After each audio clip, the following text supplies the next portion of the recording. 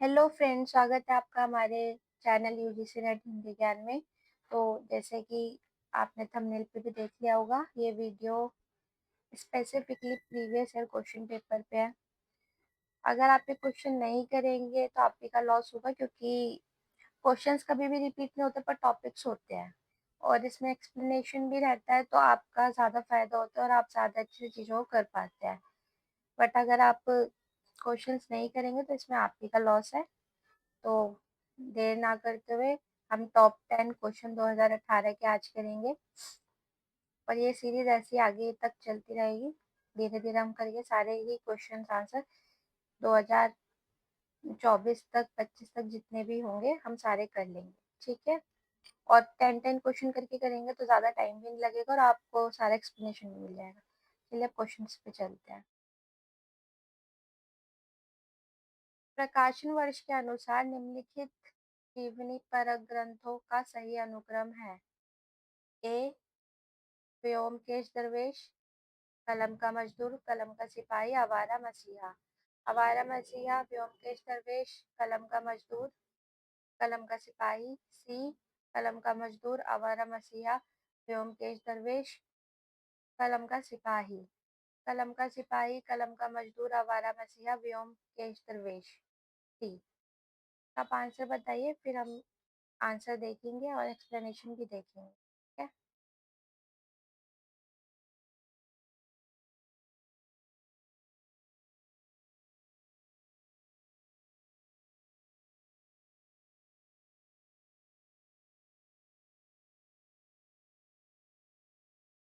I hope आपने answer कर दिया होगा। अब हम आंसर पे चलते हैं, इसका आंसर देखते हैं और ये भी देखेंगे क्यों इम्पोर्टेंट है ये। देखिए, जीवनी ग्रंथ कलम का सिपाही, सॉरी, इसका आंसर हो जाएगा डी। यहाँ पे मैं बताना भूल गई, इसका आंसर हो जाएगा डी, क्योंकि ये अमृत राय जी की है। सबसे पहले कलम का सिपाही ही आएगा और सबसे लास्ट में व्योमकेश दरवेश, क्योंकि हजारी प्रसाद द्विवेदी जी पे लिखी गई है और विश्व प्रसाद त्रिपाठी जी की है। आगे देखते हैं। सबसे पहले कलम का सिपाही, मजदूर, कलम का मजदूर, ये दोनों प्रेमचंद जी पे लिखी गई है। आवारा मसीहा शरदचंद्र जी के ऊपर लिखी गई है। व्योमकेश दरवेश, ये हजारी प्रसाद द्विवेदी जी पे लिखी गई है। कलम का सिपाही 1962, अमृत राय, यूनिट 10, प्रेमचंद्र घर में है। इसमें भी आपको इनका जिक्र मिल जाएगा। शिवरानी देवी द्वारा रचित लिखी मानी जाती है जीवनी है। प्रेमचंद्र घर में प्रेमचंद्र जी की जीवनी है, जो कि शिवरानी देवी जी द्वारा रचित है। और इस कलम का सिपाही और कलम का मजदूर, इसका जिक्र आपको प्रेमचंद्र घर में है में आगे पीछे मिल जाता है और ये यूनिट 10 से रिलेट करते हैं, इसलिए ये इम्पोर्टेंट है। कलम का मजदूर 1964, मदन गोपाल, प्रेमचंद्र घर में, यूनिट 10 से है, हमारी शिवरानी देवी द्वारा रचित जीवनी है प्रेमचंद्र जी। आवारा मसीहा 1974, विष्णु प्रभाकर, ये भी हमारे यूनिट 10 में है, जो कि ये जीवनी लिखी है विष्णु प्रभाकर जी ने और है शरद चंद्र जी के ऊपर लिखी जीवनी है। व्योमकेश दरवेश 2010, बिल्कुल रिसेंट केस से भी आप पता लगा सकते थे, एक ही में लास्ट में व्योमकेश दरवेश का। विश्वनाथ त्रिपाठी जी की हजारी प्रसाद द्विवेदी जी की जीवनी है। चलिए नेक्स्ट क्वेश्चन पे चलते हैं बिना देर करे। ओ,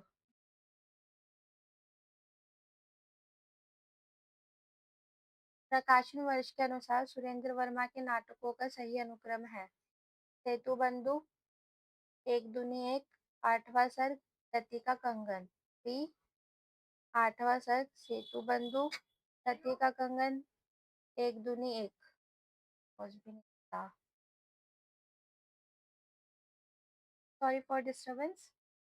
हम क्वेश्चन पे थे, तो सी सेतु बंधु, आठवां सर्ग, एक दूनी एक, रति का कंगन, आठ, और डी हो जाएगा आठवां सर्ग, सेतु बंधु, एक दूनी एक और रति का कंगन।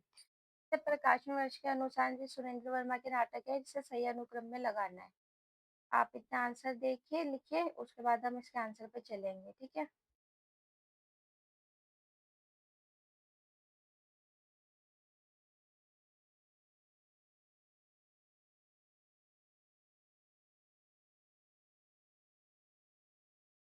आई होप आपने आंसर दे दिया होगा।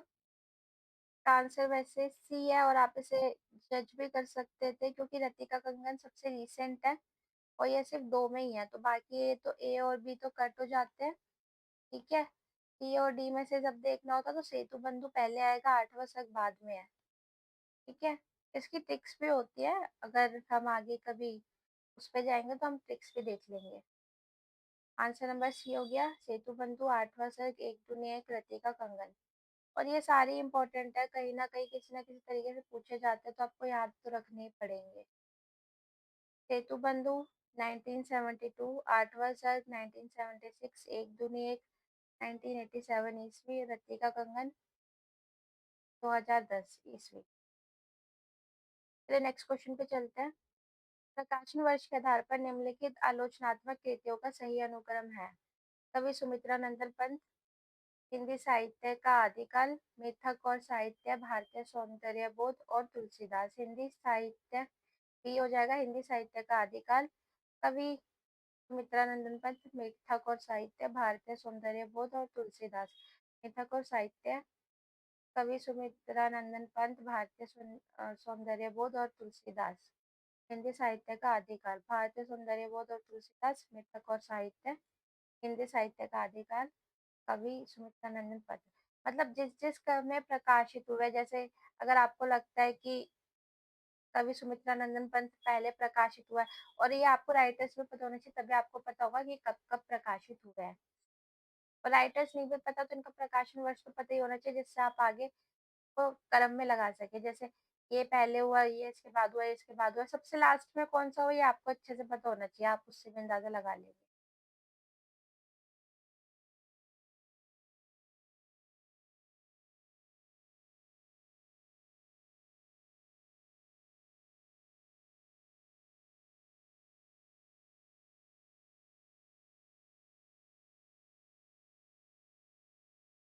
आई होप आपने आंसर लिख दिया होगा। अब आंसर की तरफ बढ़ते हैं।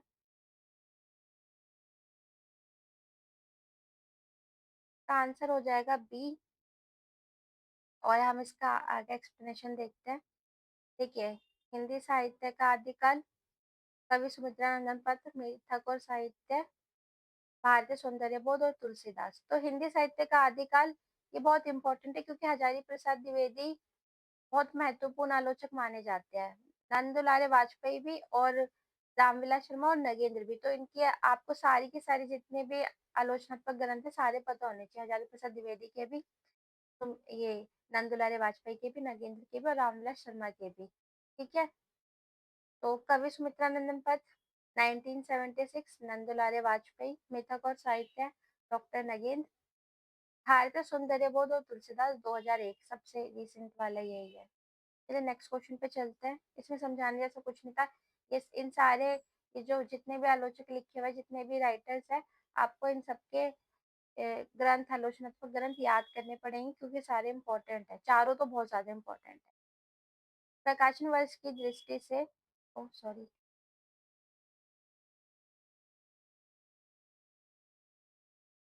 प्रकाशन वर्ष की दृष्टि से आचार्य नंद दुलारे वाजपेयी की आलोचनात्मक कृतियों का सही अनुक्रम है, सिर्फ नंद दुलारे वाजपेयी की। मैंने कहा ना ये काफी इम्पोर्टेंट है, तो आपको याद रखने पड़ेंगे। नई कविता, जयशंकर प्रसाद, कवि निराला, आधुनिक साहित्य। बी, जयशंकर प्रसाद, आधुनिक साहित्य, कवि निराला, नई कविता। आधुनिक साहित्य, कवि निराला, जयशंकर प्रसाद, नई कविता, कवि निराला, आधुनिक साहित्य, नई कविता, जयशंकर प्रसाद। आप इसका आंसर दीजिए, फिर हम आगे बढ़ते हैं।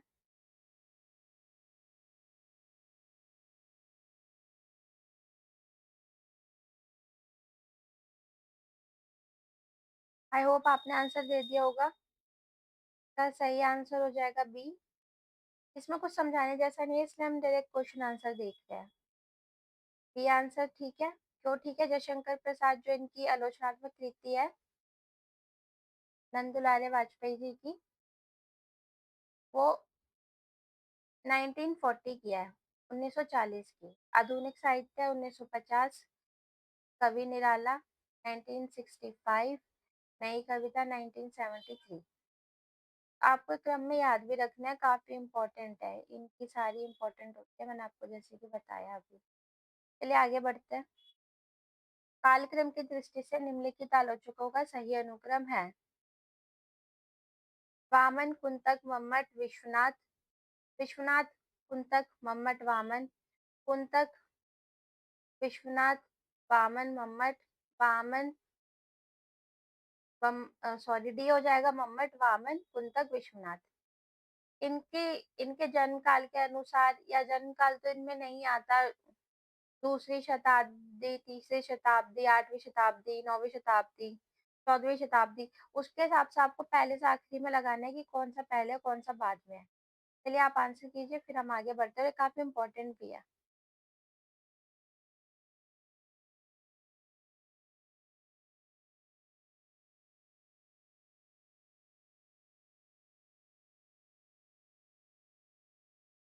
आई होप आपने आंसर दे दिया होगा कमेंट बॉक्स में। हम इसका आंसर देखते हैं। वैसे आप इसका अंदाजा भी लगा सकते थे। इसका आंसर सही हो जाएगा ए, और अंदाजा इसलिए लगा सकते थे जो विश्वनाथ है ये 14वीं शताब्दी की है, ठीक है। और सबसे लास्ट में इन्हीं को आना चाहिए था, तो 2 में है, पर मम्मट 11वीं की है, तो इसीलिए वामन सबसे पहले आएंगे और सबसे लास्ट में। आगे देखते हैं। ए आंसर ठीक है। वामन, कुंतक, मम्मट, विश्वनाथ, आचार्य। वामन जो है जो 8वीं शताब्दी के, कुंतक 10वीं, मम्मट 11वीं। मम्मट बहुत इंपॉर्टेंट है, तो आपको इनकी शताब्दी भी पता होनी चाहिए। इंपॉर्टेंट वामन भी है, इनके बारे में भी आपको डिटेल्स पता होनी चाहिए। और विश्वनाथ 14वीं शताब्दी। हम नेक्स्ट क्वेश्चन की तरफ बढ़ते हैं। निम्नलिखित बोलियों को उनके क्षेत्र के साथ सुमेलित कीजिए। खड़ी बोली, ब्रजभाषा, बांगरू, अवधी। यहाँ पे बिलासपुर, सुल्तानपुर, आगरा, बिजनौर, करनाल। तो यहाँ पे इनके कोड दिए हुए हैं। जैसे ए का 3, अगर आप ए का 3 लगा रहे हो तो खड़ी बोली आगरा का लगाएंगे, ठीक है।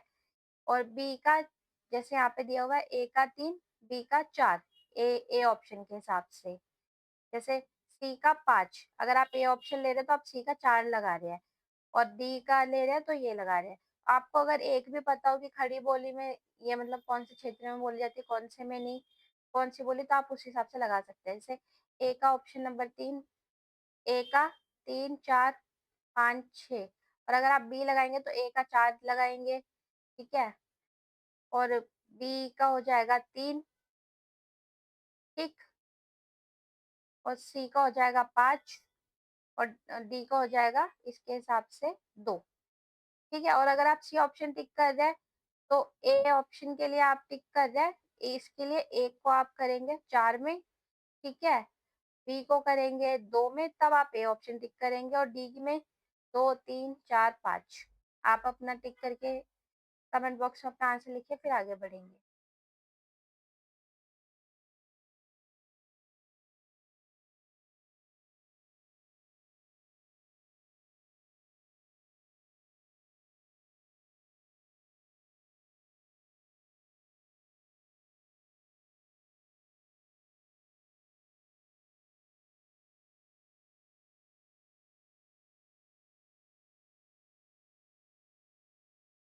आई होप आपने आंसर लगा दिया होगा।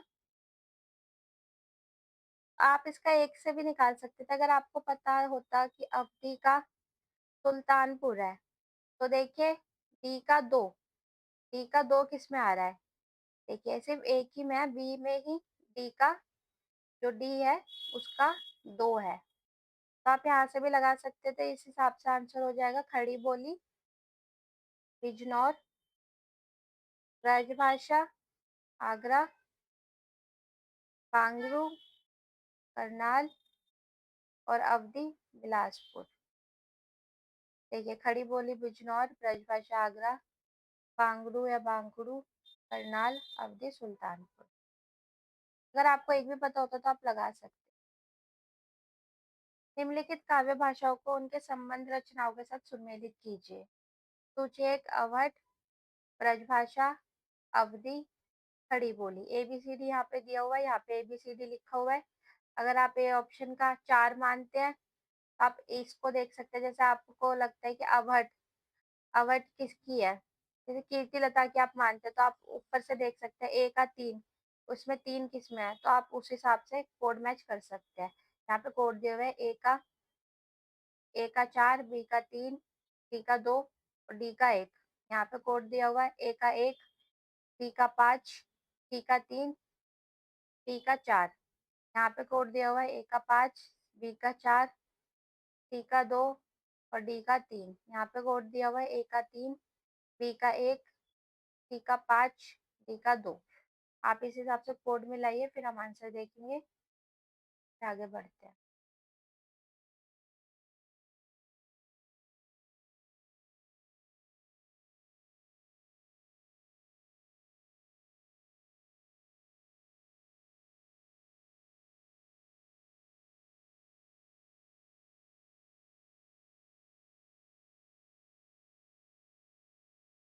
आई होप आपने आंसर कर दिया होगा। अब हम इसका आंसर देखते हैं। इसका आंसर सिर्फ एक से ही बन जाता।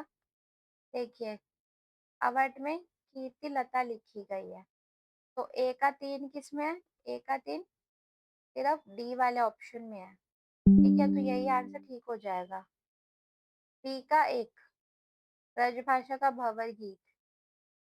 भंवर गीत ब्रजभाषा में, ये आपको पता है। और आप इसे चेक भी कर सकते हैं। अवधि ए का सी का 5, मधुमालती और खड़ी बोली में प्रिय प्रवास है। ये पहला भी माना जाता है खड़ी बोली का, तो भी आप इससे भी इसे मैच कर सकते हैं। आंसर की तरफ बढ़ते हैं। देखिए, अवध कीर्तिलता विद्यापति जी के, ये हमारे उसमें भी है, विद्यापति जी सिलेबस में आई थिंक। ब्रजभाषा भंवर गीत नंददास का है। अवधि मधुमालती मंजन का है। खड़ी बोली का प्रिय प्रवास जो है वो हमारे सिलेबस से है, हरिऔध जी का है ये। ठीक है, ये इम्पोर्टेंट भी हो जाता है कि हमारे सिलेबस। चलिए नेक्स्ट क्वेश्चन की तरफ बढ़ते हैं। क्या होगा?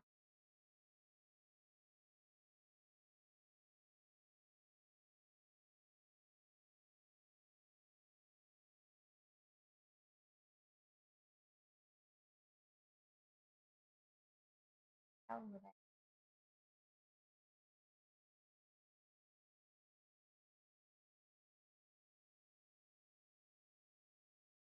Sorry for disturbance. निम्नलिखित पंक्तियों को उनके रचयिताओं के साथ सुमेलित कीजिए। सूची एक, सॉरी,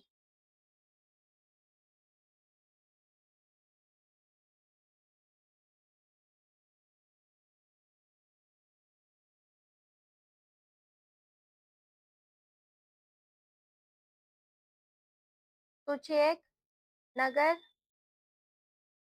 बाहिरे डोबी तो तोहरी कुड़िया छाई, रुहिपा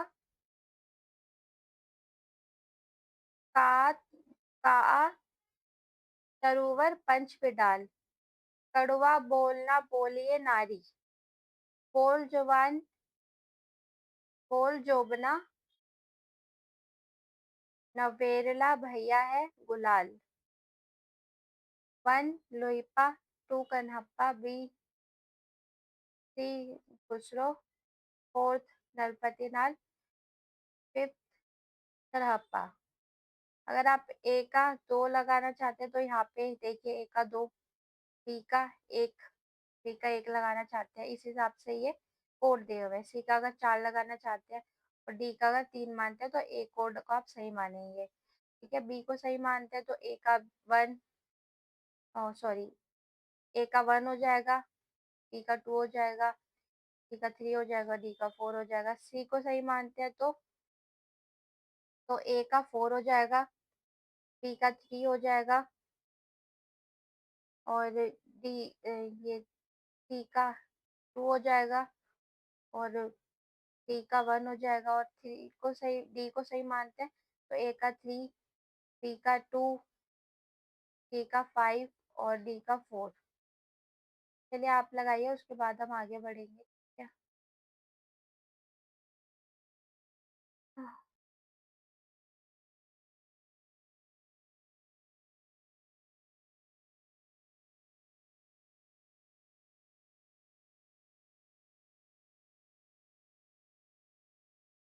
आई थिंक आपने आंसर कर दिया होगा। चलिए आंसर की तरफ बढ़ते हैं। वैसे इसका आंसर हम लगा लेते हैं, ठीक है।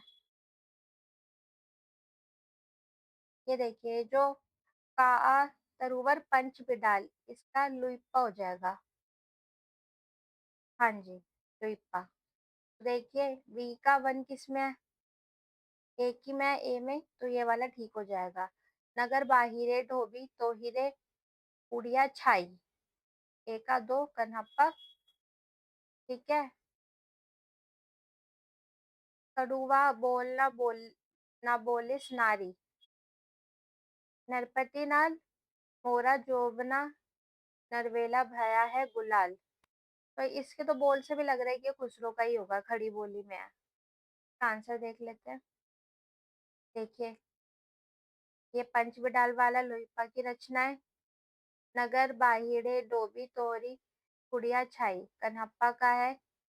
कड़वा बोलना बोलिए नरपति नाल चौबन मोरा जोबन नवेला भया है गुलाल, खुसरो का। नेक्स्ट पे चलते हैं। निम्नलिखित काव्य पंक्तियों को उनके रचनाकारों से सुमेलित कीजिए। ओनई घंटा परी जग छाई, आवत जात पहिनिया टूटे, ये तो बहुत फेमस भी है, ये तो आपको पता ही होगा। अति मलिन वृषभानु कुमारी, ये भी बहुत फेमस है, इसकी भी आपको पता होनी चाहिए, ये भी बहुत फेमस है। कीर्ति भन भनीति भूति भल सोई, सूरदास कुंभनदास तुलसीदास जायसी कबीरदास। अब मैं आपको ये कोड मिलाने का भी बता देती हूँ। अगर आप ए का तुलसी मानते हैं, बी का 3 मानते हैं सूरदास, सी का 4 मानते हैं जायसी और डी का 5 मानते हैं कबीरदास, तो आप ए को टिक लगाएंगे। और आप बी का एक, ए का 1, बी का 5, सी का 3 और डी का 4 मानते हैं तो बी को टिक लगाएंगे। सी का, ए का अगर आप 2, बी का 4, सी का 4, सॉरी, बी का 5, सी का 4 और डी का 3 मानते हैं तो आप सी को टिक लगाएंगे। और डी ऑप्शन के हिसाब से ए का 4, बी का 2, सी का 1 और डी का अगर आप 3 मानते हैं तो आप डी ऑप्शन को टिक लगाएंगे। आप आंसर कीजिए फिर हम आगे बढ़ेंगे।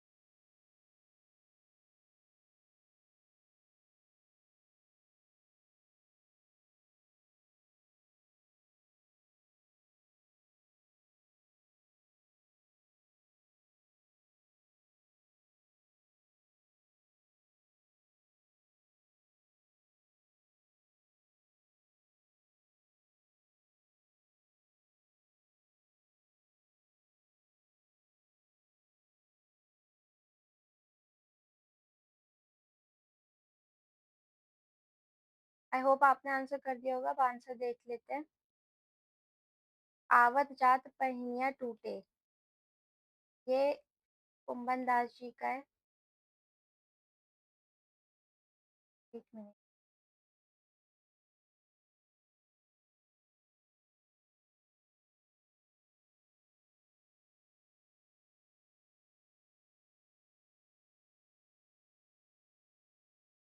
Sorry for disturb. आवत जात कन्हैया कन्हैया टूटे कुंभन दास जी का।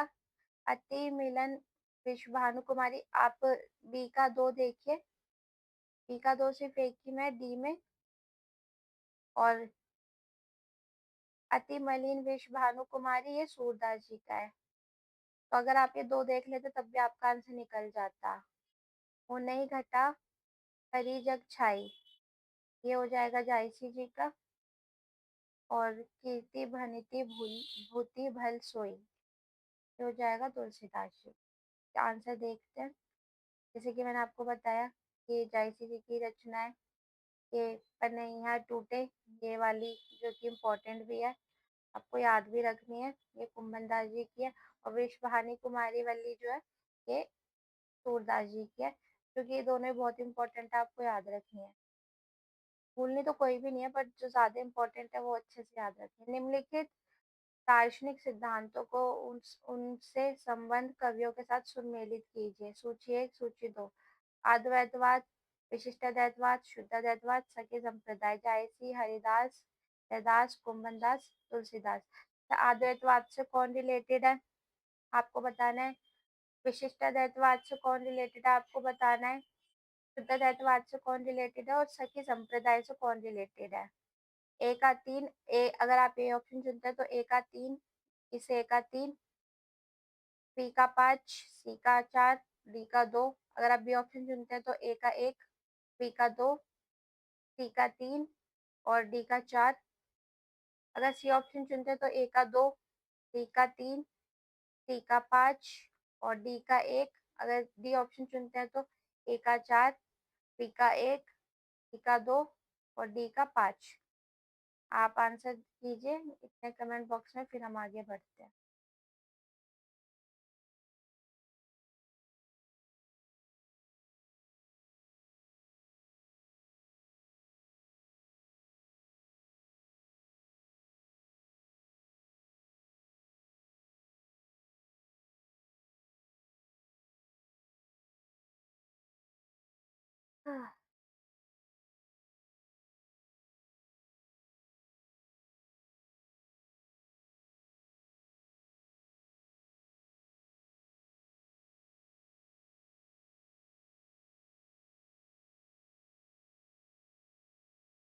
आई होप आपने आंसर कर दिया होगा, बहुत डिफिकल्ट नहीं था, फिर भी हम एक बार देखेंगे, ठीक है। देखिए, अद्वैतवाद रदास जी का है और सखी संप्रदाय हरिदास जी का। तो ए का 3, ए का 3 सिर्फ एक ही में, ए ऑप्शन में है। और यहाँ पे डी का 2, डी का 2 भी एक ही ऑप्शन में है, तो इसी से आपका आंसर मिल जाता है। और बी विशिष्टाद्वैतवाद तुलसीदास जी का, ये कवि है, इसके प्रवर्तक अलग है, वो मैंने आगे रखे हुए हैं, ठीक है। शुद्धाद्वैतवाद कुंभन दास जी का आंसर देख लेता, प्रवर्तक भी देखेंगे, सारे इंपॉर्टेंट है तो आपको याद रखने हैं, ठीक है। इनके प्रवर्तक तो जरूर से याद रखना है, कवि याद रहे ना रहे। अद्वैतवाद कवि जो है रदास जी, प्रवर्तक शंकराचार्य जी। विशिष्टाद्वैतवाद तुलसीदास जी रामानुजाचार्य इनके प्रवर्तक है, ये बहुत इंपॉर्टेंट है। शुद्धाद्वैतवाद कुम्भन दास जी कवि है और वल्लभाचार्य जी इनके प्रवर्तक है। और सखी संप्रदाय हरिदास जी कवि है और स्वामी हरिदास जी प्रवर्तक है। ये हमारा आज का आखिरी क्वेश्चन था। अगर आपको वीडियो पसंद आए तो लाइक करें, सब्सक्राइब करें और अपने सवाल और सुझाव कमेंट बॉक्स में ज़रूर डालें। इस वीडियो को शेयर करें यूजीसी नेट की तैयारी कर रहे साथियों के साथ में। ये हमारा